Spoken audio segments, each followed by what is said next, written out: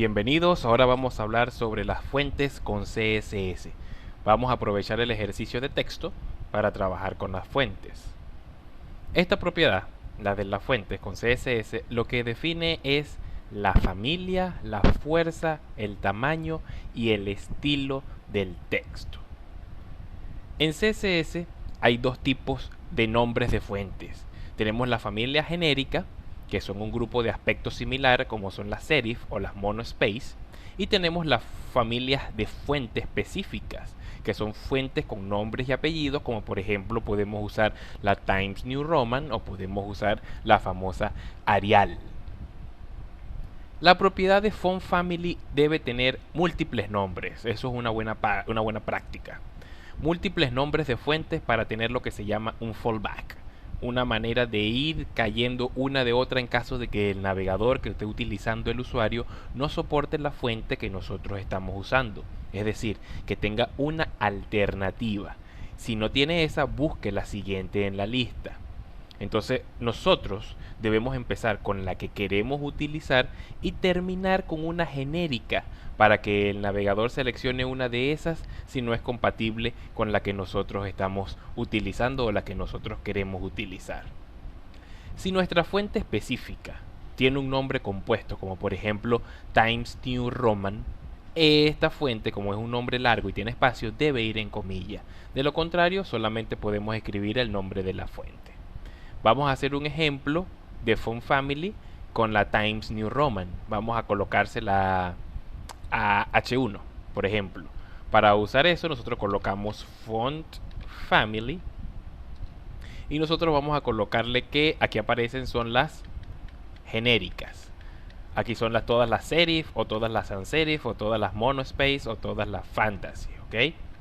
Pero nosotros vamos a usar una específica y de último vamos a dejar las genéricas para que en caso de que no tenga ninguna de las que nosotros estamos utilizando, él busque una de las genéricas y la coloque en el navegador. Como vamos a utilizar Times New Roman, tiene que ir en comillas. Times New Roman.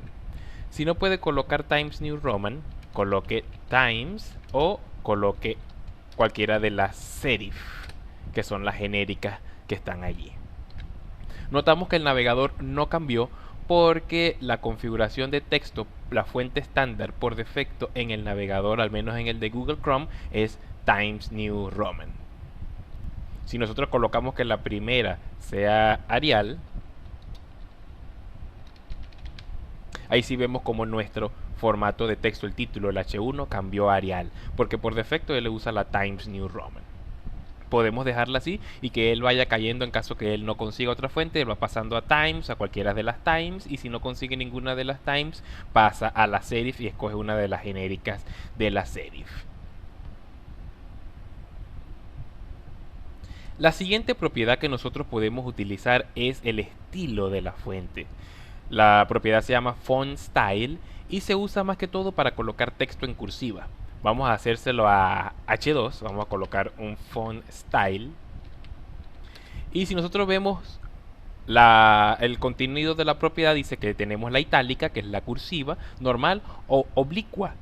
Oblicua es exactamente igual a la itálica, solamente que es menos soportada. Entonces si yo le voy a decir itálica, miren como aquí se coloca de manera cursiva. Y si le voy a colocar oblicua, fíjense que también es lo mismo de manera cursiva. Ahora, normal es el mismo texto que ya está de manera normal. Por eso que digo que esta se utiliza más que todo cuando nosotros queremos colocar el texto en cursiva.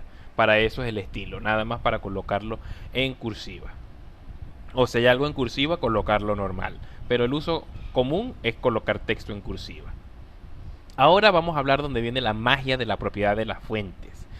La propiedad font size, que es el tamaño de la fuente. Es para colocar el tamaño al texto. Y para un buen diseñador es muy importante saber manejar el tamaño del texto. Sin embargo, no debemos usar esta propiedad para cambiarle las propiedades a los elementos y decir que una P va a actuar como una P, que es una etiqueta de párrafo, vaya a actuar como una etiqueta de encabezado o viceversa. Que vamos a hacer que una etiqueta de encabezado actúe como una de párrafo. Eso no lo vamos a hacer. Le debemos es Dejar y usar siempre la etiqueta correcta para cada caso. Volviendo al tamaño de la fuente, esta puede ser de dos tipos, puede ser relativa o puede ser absoluta. El tamaño absoluto, vamos a empezar por el absoluto, es que nosotros colocamos un valor específico al tamaño de la fuente, pero eso evita que el usuario no pueda cambiar el tamaño si él lo desea. Los navegadores le permiten a los usuarios cambiar el tamaño de la fuente, pero si nosotros colocamos un tamaño específico, nosotros vamos a bloquear esa función del navegador, y eso es muy malo, muy negativo para la parte de la accesibilidad si nosotros tenemos usuarios con necesidades especiales. Vamos a usar primero la absoluta. Vamos a usar primero la absoluta para que veamos este ejemplo. Vamos a colocarle un tamaño H1, un font size de, vamos a imaginar que es de 40, por ejemplo, 40 píxeles. Ahí vemos cómo creció. Al H2 vamos a colocarle un font size de 30. Y al párrafo, a los dos párrafos, vamos a colocarles un font size de 14. Ahí vemos cómo cambiaron los tamaños. Aquí es donde viene la parte de la accesibilidad. Si el usuario en la configuración de su navegador, él quiere aumentar el tamaño, ven que el tamaño aumenta aquí. Ya yo le coloqué que tiene 32, vamos a colocarle menos para que se pueda ver por aquí. Vamos a colocarle 22 y aquí vemos que tiene 22, pero nuestro tamaño sigue igual. Este sigue estando en 40, este sigue estando en 30 y este sigue estando en 14. No pudo el usuario cambiar el tamaño del texto. Eso es malo para la parte de accesibilidad. Ahora, si nosotros utilizamos en vez del absoluto el tamaño relativo tiene que ver con el EM. Nosotros, el usuario, sí va a poder cambiar, esa es una parte específica, sí va a poder cambiar el tamaño del texto si él lo desea en la configuración de su navegador. Vamos a colocarla por defecto en los 16, que es el tamaño por defecto que trae. Y nosotros vamos a cambiar ahora estos 40 píxeles por su equivalente en EM. ¿Cómo sé yo cuál es el equivalente de EM, de píxeles en EM? Hay una fórmula que es, voy a escribirla aquí para que la vean, pero ya la voy a borrar. La fórmula es píxeles entre 16 es igual al tamaño en EM.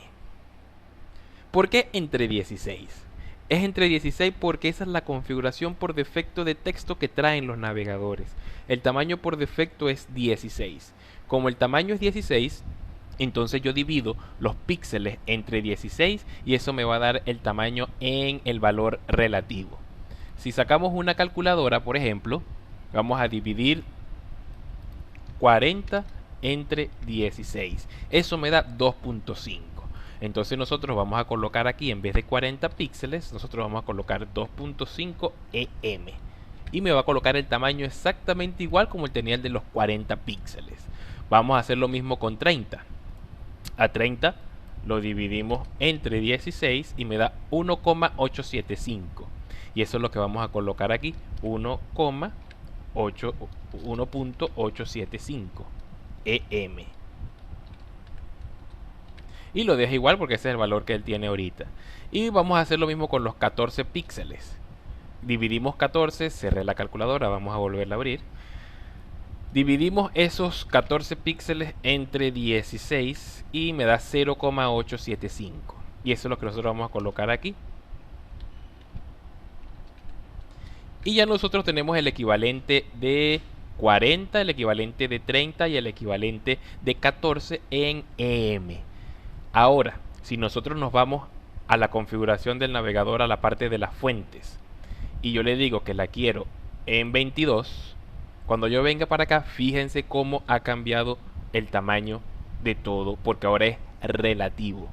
Él aquí lo calculaba a 16 píxeles y ya no los va a calcular a 16 píxeles, sino que lo va a calcular a 22 píxeles. Si yo lo coloco más grande, a 28 o a 30, él va a calcular los nuevos valores de cada uno de los textos a los 30, y en vez de dividir 40 entre 16 me va a dividir 40 entre el nuevo valor que nosotros tenemos y él me lo va a ir colocando, porque ahora cambiamos el valor de los píxeles en el tamaño de la fuente en el navegador.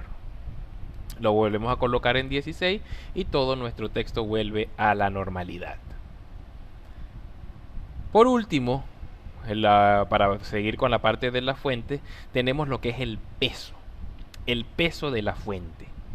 Nosotros podemos colocar aquí font weight, que es para colocar el peso de la fuente, y aquí me da múltiples valores, desde 100 hasta el 900 son los valores, y de paso me da unas alternativas de texto para decir que es negrita, más negrita, heredada, suave, normal.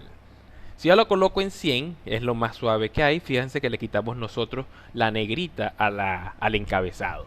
Si lo colocamos en 200, él va a ir aumentando 300 y 400, hasta 400 se consideran normal. Ya de 500 en adelante ya se consideran fuentes ya pesadas. Ya es 600, ya es una fuente pesada. Nosotros también podemos colocarlo directamente en normal y él le va a quitar el peso a la fuente. Podemos colocarla en negrita o podemos colocarla en más negrita. Hay fuentes que no soportan la más negrita ni el 900. Yo coloco 600, le quiero colocar, saben que llega hasta 900, le coloco 700, le coloco 800, le coloco 900 y él no cambia. Él sigue manteniendo hasta 600. Muy pocas fuentes soportan los 700, los 800 y los 900. Ya con esto nosotros ya hemos trabajado con texto y con fuentes. Espero que les haya gustado y nos vemos en el próximo video.